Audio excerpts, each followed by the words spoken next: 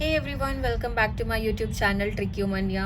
तो आज हम लोग डिस्कस करने वाले हैं एलन की नोट से एक मेडिसिन जिसका नाम है एपोसाइनम कैनाबिनम। ठीक है, एपोसाइनम कैनाबिनम जिसको हम लोग बोलते हैं इंडियन हैम्प। इंडियन हैम्प क्या होता है? भांग ही तो होता है ना।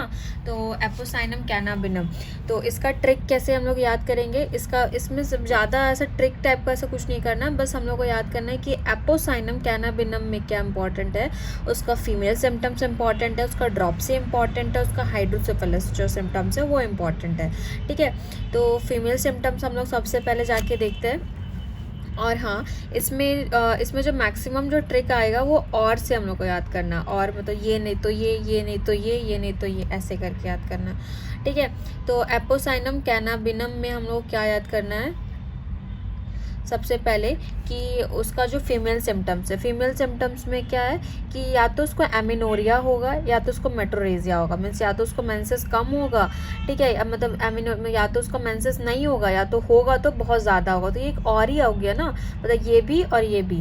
तो एमिनोरिया किस में होगा? इसको इन यंग गर्ल्स में होगा। यंग गर्ल्स में मीन्स क्या, पीरियड्स नहीं हो रहा है। तो पीरियड्स नहीं हो रहा तो क्या हो रहा है उसका कि उसका जैसे ही पीरियड्स नहीं हो रहा है तो उसका लड़की लोगों का क्या हो रहा है कि उन लोग का पेट में ब्लॉटिंग हो जा रहा है। ड्रॉप्सिकल मीन्स पैर एक्सट्रीमिटीज़ जो है वो फूलते जा रहे हैं। ठीक है, तो सबसे पहले क्या, फीमेल रिप्रोडक्टिव सिस्टम में क्या आएगा कि और करके इसको याद करना, ये भी और ये भी। तो सबसे पहले क्या, एमिनोरिया इन यंग गर्ल्स में एमिनोरिया क्या हो रहा है? विथ ब्लॉटिंग किसका होगा? एब्डोमेन का होगा। ड्रॉप्सिकल एक्सटेंशन किसका हो जाएगा? एक्सट्रीमिटीज़ का हो जाएगा। मेट्रोरेजिया मीन्स बहुत ज़्यादा हो रहा है। अब देखिए इसमें सिर्फ और ही आ रहा है। ठीक है, या तो ब्लीडिंग कैसा होगा? या तो कंटिन्यूस होगा या फिर पैरोक्सिज्म होगा या तो फ्लूइड होगा या फिर क्लॉटेड होगा। और उसके साथ मेट्रोरेजिया में क्या होता है? नोजिया होता है, वॉमिटिंग होता है, पाल्पिटेशन होता है। अब पल्स कैसा रहेगा? Quick, feeble when moved, vital, depression, fainting when rising head from the pillow. ये पिलो वाला बहुत सही है कि वो जैसे ही अपने सर उठाती है तो उसको बहुत ज़्यादा चक्कर जैसा आने लगता है। भांग खाई हुई है भाई, वो जैसे ही उसको कोई भी अगर उसको लिटा दिया फिर वो वापस सर उठाएगी तो उसको पूरा धरती घूमता हुआ ही दिखेगा। तो वही चीज़ से हम लोग याद करना है कि पिलो, जैसे ही वो दारू पीने के बाद, एपोसाइनम को हम ऐसे याद किए थे ना कि भांग है, कोई अगर भांग खा लिया तो कैसा वो बिहेव करेगा, वैसे ही टाइप का है कि उसको क्या हो जाएगा, जैसे उसका सर उठाया जाएगा, उठाएगी अपना सर, तो वैसे उसको बहुत ज़्यादा ही सर भारी भारी लगेगा। ठीक है, और ये इसी से हम लोग को क्या, रेस्पिरेशन भी याद करना है। रेस्पिरेशन भी क्या, कफ अगर शॉर्ट रहेगा तो ड्राई रहेगा। इसको हम लोग इमेजिन कर सकते हैं कि ज़मीन है। ठीक है, ज़मीन में अगर हम लोग डीप, एक सेकेंड, ज़मीन है। ठीक है, ज़मीन में अगर हम लोग डीप गड्ढा करेंगे तो हम लोग को वेट फील होगा। अगर सुपरफिशियल गड्ढा करेंगे तो क्या, ड्राई फील होगा।